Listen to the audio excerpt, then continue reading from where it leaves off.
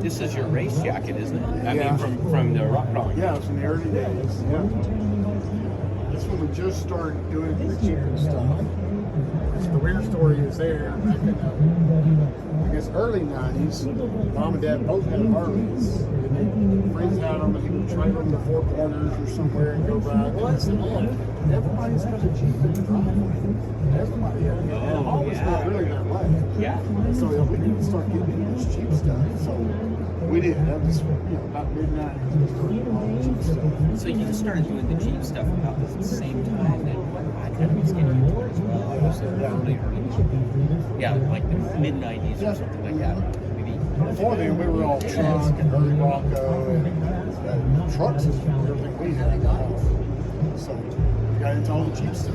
Well, this is your competition rig, isn't it? Yeah. It eventually became that competition rig. When we first got it, it wasn't intended for that. We had an LS1. That's right.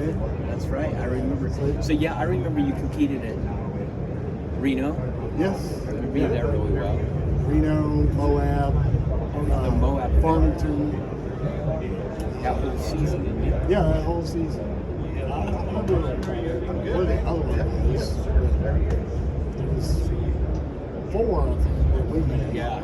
That was the season. Yeah. Okay. Our first team booth. Of course, it was transitioned some over time. I remember that in '99. Yeah. That was the first year I went to SEMA. We had a 25th anniversary catalog. And we started getting in all the magazine stuff. Of course, our ads still look very retail, very consumer oriented. Yeah. This looks like that animal there. Yeah. Where, like 4 parks that have ads and then it's wide. It's weird too because I read all that stuff. Yeah. Now nobody has the patience for it, but I would be going through. So around about 98 or so, we started going to SEMA. We said, all right, let's go all wholesale. Little did we know, on the e-commerce side, it was coming with the web development and all that stuff. So we started mail order. Ran ads, somebody cut out the little thing, mailed me a catalog, and so now we're a lot back to the shooter. So we support all of that. I know. Well, it's a hard world. You have to. Yeah. So digging the history of this art. We had a lot of stuff from VHS or 8mm. Yeah. We just had a hard time finding a lot of that stuff. yeah. I don't know, some of that years when we competed, I think 2003 maybe. That's probably at one of the events there. That's me and Dillard and Dad. This should be where we were at one of those. And this also Did you make this also? Was it? No, that's not me. I guess we just had it because we're helping sponsor or something.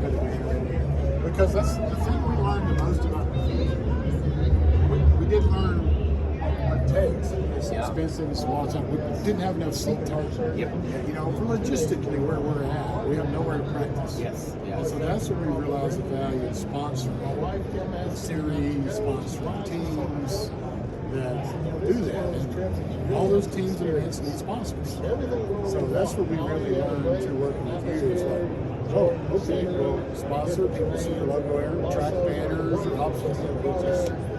And so we started sponsoring that. Then it's sold into short course sponsoring and That sponsors. dudes. Yep, all the dudes. And then Scott Taylor, Paul Renson, we sponsored all those guys. The Duke family has stayed closest these 2 years.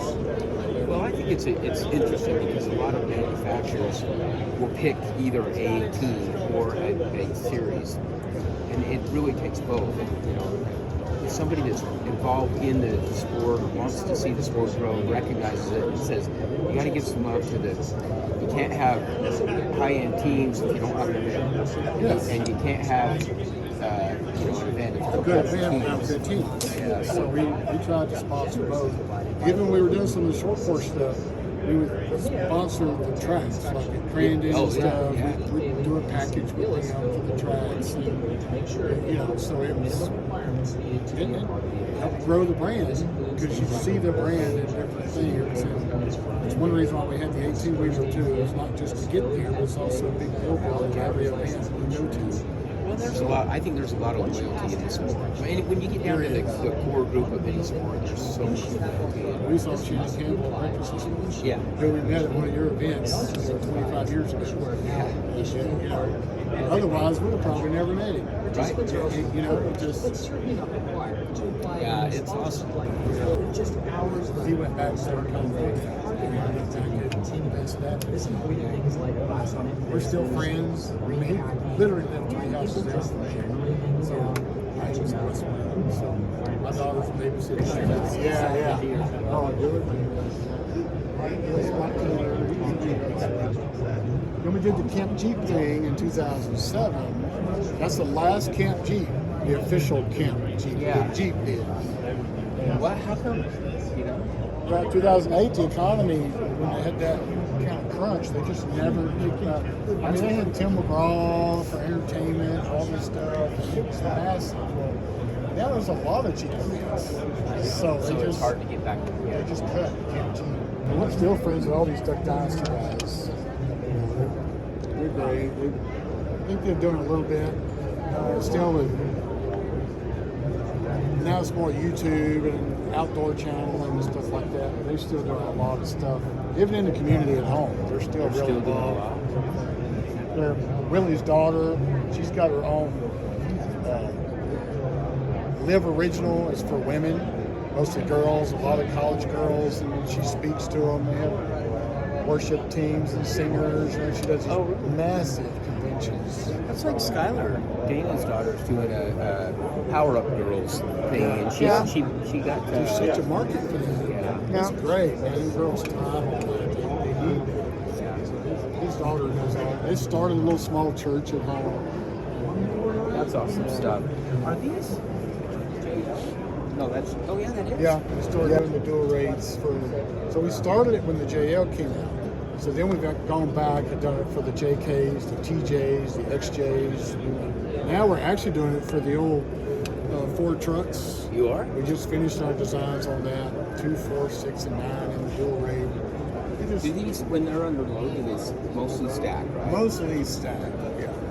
But So still, it's- it provides droop.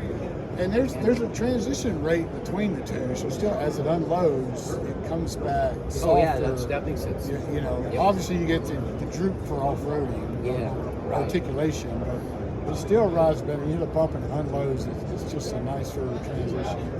So it works really, really well. So we just started doing it in everything.